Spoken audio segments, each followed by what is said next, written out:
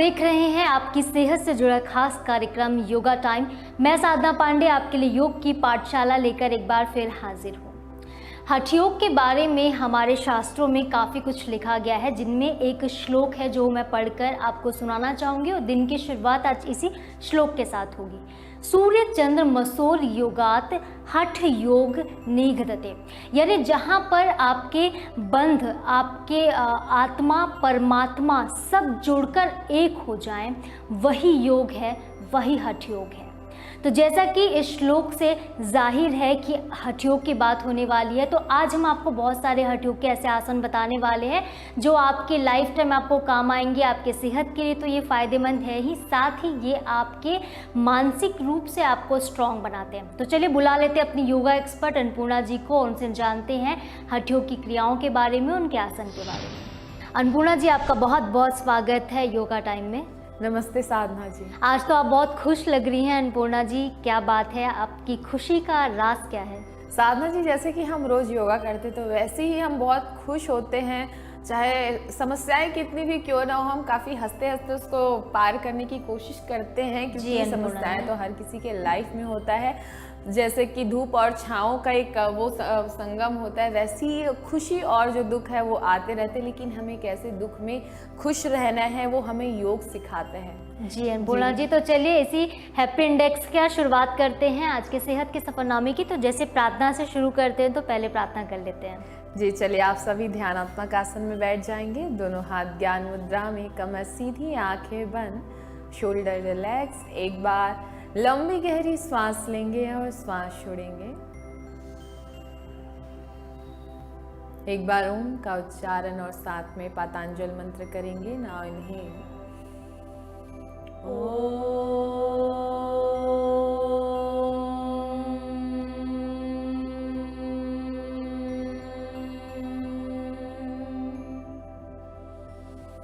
योगेन चित्तस्य पदेन वाचा मलं शरीरस्य च वैद्यकीना योपाकरोतं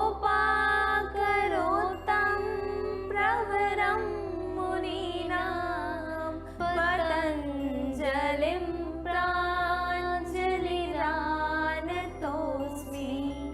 पतंजलिं प्रांजलिरानतोस्मि।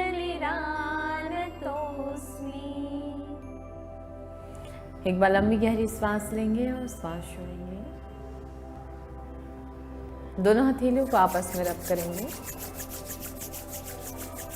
इस उत्पन्न ऊर्जा को अपने आंख, अपने चेहरे और पूरे शरीर पर लगाएंगे। धीरे से आंखों को खोलेंगे एक मीठी सी मुस्कान के साथ। हरिओम। अन्नपूर्णा जी, सबसे पहले तो हम आपसे ये जानना चाहेंगे कि हठ योग की उत्पत्ति कहाँ से हुई है? किस ऋषि ने हठ योग का जिक्र सबसे पहले किया था? साधना जी, वैसे तो कहा जाता है पतंजल ऋषि ने किया था, बट उसको और अच्छे से एक्सप्लेन जो है हमारे स्वामी स्वात्माराम जी ने अपने हठ प्रदीपिका की योग बुक में किया है, जिसको आज बहुत सारे ऐसे योगाभ्यासी है जो उनको फॉलो करते हैं, उनके बारे में पढ़ते हैं और काफ़ी उन्होंने अभ्यासी है जो उनको फॉलो करते हैं, उनके बारे में पढ़ते हैं और काफ़ी उन्होंने हठ योग के बारे में अच्छे से एक्सप्लेन किया है। जो अष्टांग योग है उसके बारे में भी उन्होंने काफ़ी अच्छे से हमें समझाया है कि कैसे हमें यम नियम, आसन, प्राणायाम, प्रत्याहार और धारणा, ध्यान, समाधि का अभ्यास करना चाहिए। उन्होंने काफ़ी अच्छे से अपने बुक में एक्सप्लेन किया। चले तो आज हम उन्हीं के ऐसे कुछ आसन करने वाले हैं जो कि आपके लिए काफ़ी फ़ायदेमंद होने वाला है और आपकी पेट की चर्बी घटाने के लिए, आपके बहुत सारे ऐसे समस्याओं के निदान के लिए ये आसन काफ़ी फ़ायदेमंद होने वाले हैं।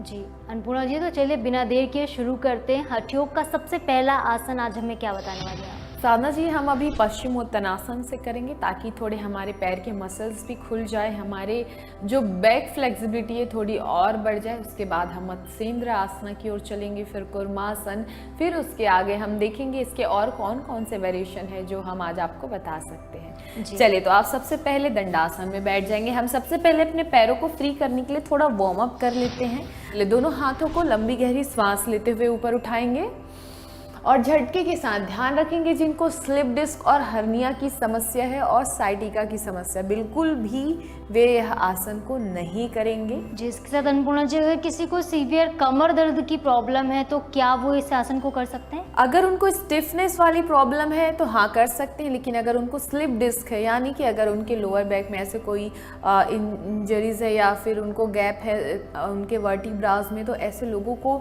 इस आसन से बचना है, उनको नहीं करना है। बाकी जिनको सिंपली स्टिफनेस है या बहुत लंबे समय तक काम करने के कारण, बैठने के कारण जो दर्द उत्पन्न होता है, ऐसे लोग कर सकते हैं, लेकिन जिनको स्लिप डिस्क है वे नहीं करेंगे। चलिए लंबी गहरी सांस भरते हुए देखिए, दोनों हाथ ऊपर उठाएंगे, हल्का सा पीछे जाएंगे और चीन को ऊपर उठाते हुए सामने जाएंगे, थोड़ा सा लोअर बैक से झटके के साथ सामने जाएंगे। पैर को टाइट रखना है आपको, ध्यान रखेंगे, उंगलियां खींचते हुए। चलिए 10 बार करेंगे इसका अभ्यास। इनहेल, एक्सहेल, इनहेल, श्वास भरते हुए पीछे, श्वास छोड़ते हुए सामने, इनहेल, एक्सहेल। देखेंगे इसको करने के बाद धीरे धीरे आपके जो पैर के मसल्स है, आपके काफ मसल, आपके हैमस्ट्रिंग आपको फ्री होते हुए नजर आएगा। फर्स्ट राउंड में थोड़ा ज़्यादा तकलीफ हुई होगी, जब आप धीरे धीरे करते जाएंगे तो आपको अपना पैर जो है काफ़ी फ्री फील हो रहा होगा। आपके कमर पे भी जो खिंचाव है वो थोड़े कम होते हुए आपको नज़र आ रहे होंगे। चलिए इनहेल, एक्सहेल।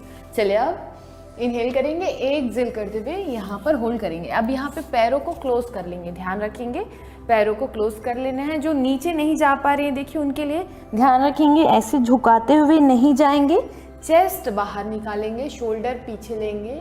आप यहीं पर चीन को ऊपर उठाते हुए होल्ड करेंगे। और जो और नीचे जा सकते देखिए, आपको इस पोजीशन से जाना है, आपको कोहनी को, अपने एल्बो को मोड़ने की कोशिश करना है और ज़मीन से टच कराने की कोशिश करना है। चलिए सामने देखेंगे इस प्रकार से, और जो ज़्यादा आगे जा सकते देखिए, अपने कलाई को पकड़ेंगे इस प्रकार से और सामने जाने की कोशिश करेंगे। चलिए चीन लगाएंगे, ध्यान रखेंगे फोरहेड नहीं लगाएंगे, चीन लगाने की कोशिश करना है। और जो नहीं लगा सकते वे सामने की ओर देखेंगे, घुटने को जमीन की ओर प्रेस करते हुए रखेंगे। चलिए कुछ श्वासों तक यहीं पर रुकेंगे।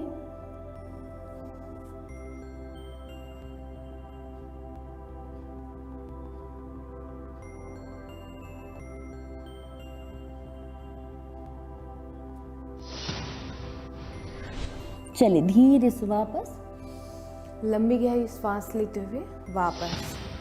चलिए इसका काउंटर पोज कर लेते हैं, थोड़ा सा बैक आर्च ले लेते हैं। इस प्रकार से दोनों हाथों को पीछे लेंगे, इनहेल करेंगे, एक बार अपने हिप को ऊपर उठा लेंगे।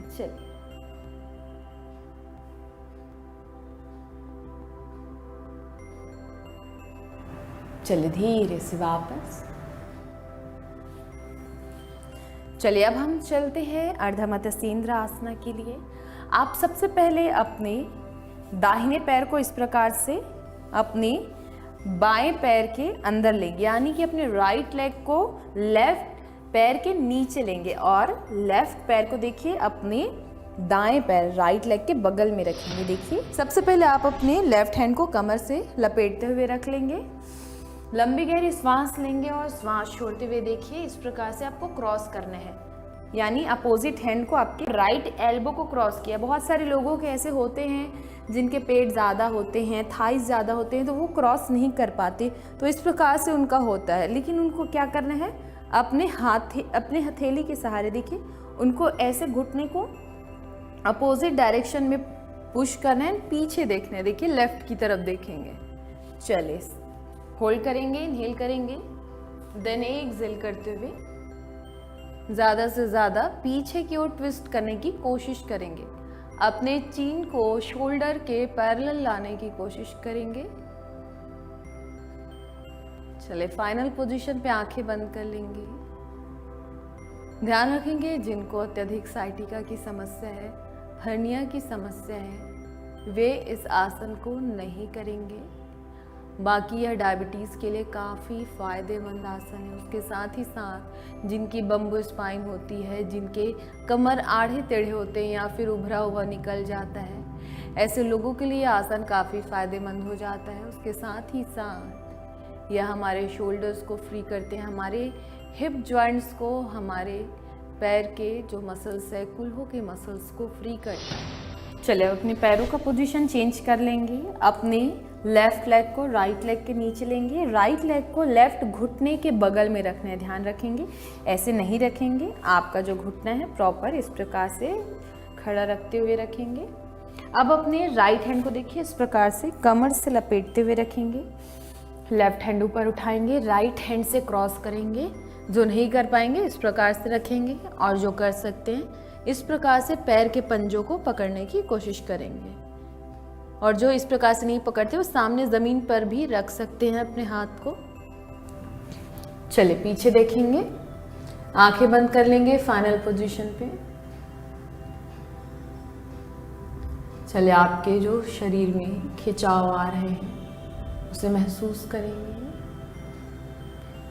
देखेंगे आपको पैर, पेट, कमर, गर्दन, हाथ, उसके अलावा और कौन कौन सी ऐसी जगह है जहाँ पर आपको खिंचाव महसूस हो रहे हैं। आपकी सांसें फूल रही है या थम गई है।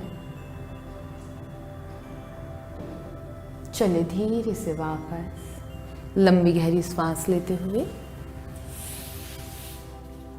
एक बार लंबी गहरी सांस लेंगे और सांस छोड़ेंगे। चलिए अब हम चलते हैं तीसरे आसन की ओर, कूर्मासना। अब यहाँ पर धीरे धीरे आपको अपने पैर को स्लाइड करते जाना है, देखिए इस प्रकार से, और अपने चीन को, चेस्ट को, स्टमक को लगाने की कोशिश करना है। चलिए इस पोजीशन पर होल्ड करेंगे और जो अपने एड़ियों को उठा सकते हैं वो उठाने की कोशिश करेंगे।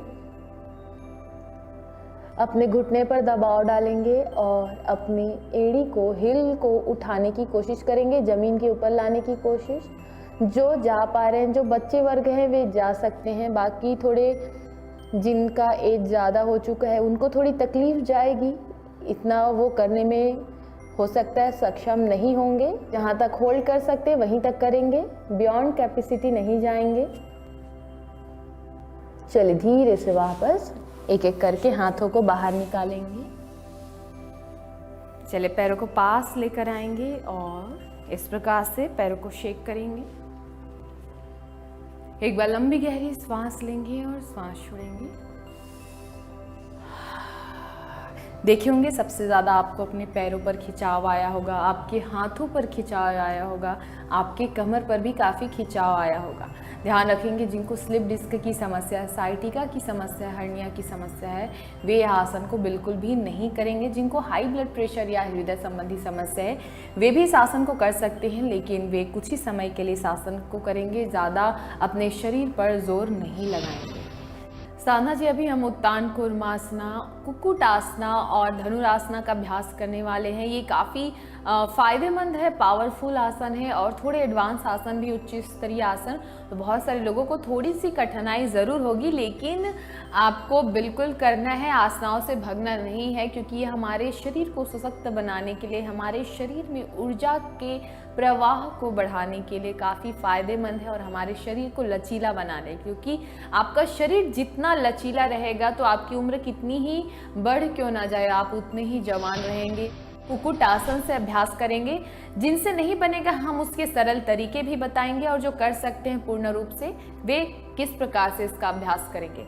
चलिए तो सबसे पहले देखेंगे कुक्कुट आसना का अभ्यास कैसे करना है। आपको सबसे पहले देखिए अपने एक हाथ को, दाहिना हाथ है तो मैं अपने दाहिने पैर के अंदर से लिया और उसको इस प्रकार से पद्मासन के पोजीशन पर रखा। अब अपने लेफ्ट हैंड को ऊपर लेने से पहले देखिए मैंने अपने हाथों को इस प्रकार से अंदर लिया।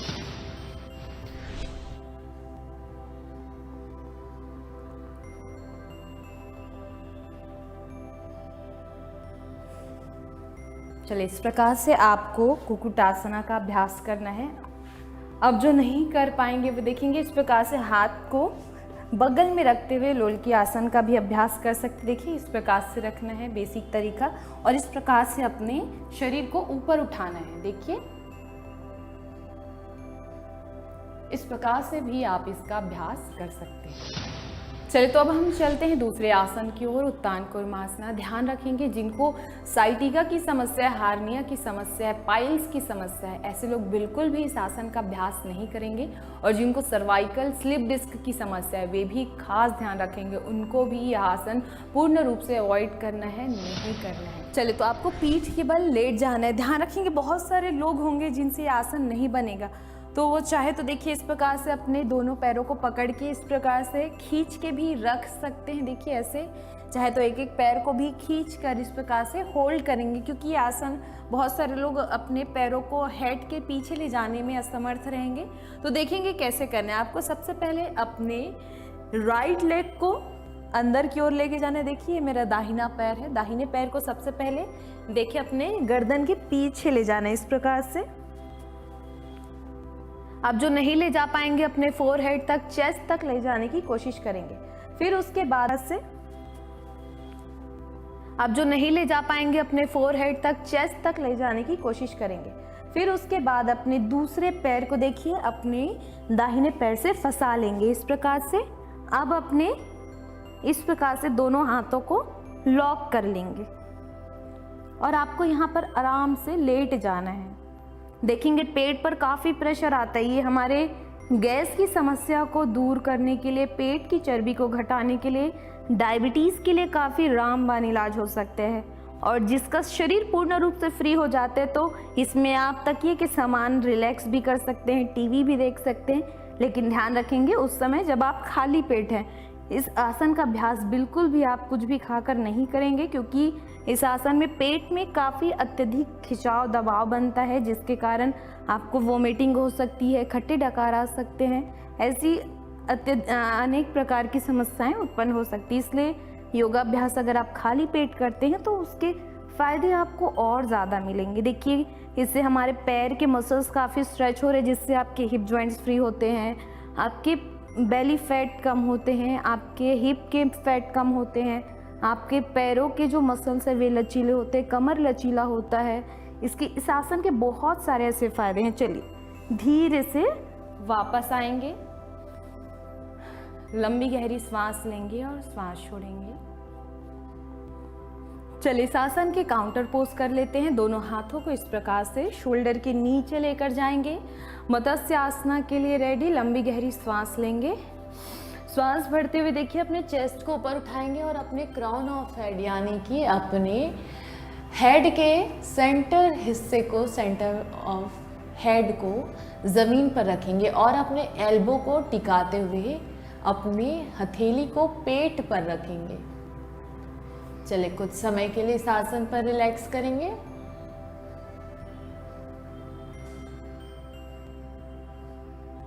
ध्यान रखेंगे जब भी इस आसन से आप वापस आएंगे दोनों हाथों को इस प्रकार से पीछे रखेंगे, शोल्डर के नीचे, हेड ऊपर उठाएंगे, उसके बाद ही आप इस आसन से वापस आएंगे। चलिए एक बार पुनः लंबी गहरी सांस लेंगे और सांस छोड़ेंगे।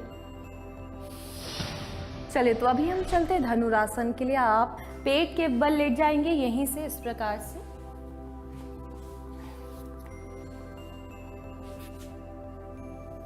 अब अपने दोनों पैरों को मोड़ लेंगे पीछे से। अब अपने एंकल को पकड़ लेंगे। अब लंबी गहरी सांस लेंगे और सांस लेते हुए अपने हेड को और पैर के घुटनों को ऊपर उठाने की कोशिश करेंगे। चलिए लंबी गहरी सांस लेंगे।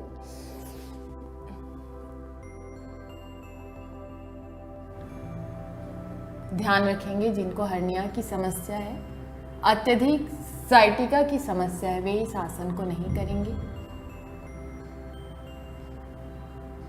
यह आसन अस्थमा वालों के लिए, जिनको लंग से रिलेटेड कोई प्रॉब्लम है तो ऐसे लोगों के लिए आसन काफ़ी फायदेमंद है। जिनको सर्वाइकल की समस्या है ऐसे लोगों के लिए भी आसन काफ़ी फायदेमंद है। चलिए धीरे से वापस यहीं पर रहेंगे। एक बार इस आसन को पुनः दोहराएंगे। लंबी गहरी सांस लेंगे और सांस छोड़ेंगे। चलिए दोबारा इस आसन पर जाएंगे। ना इनहेल,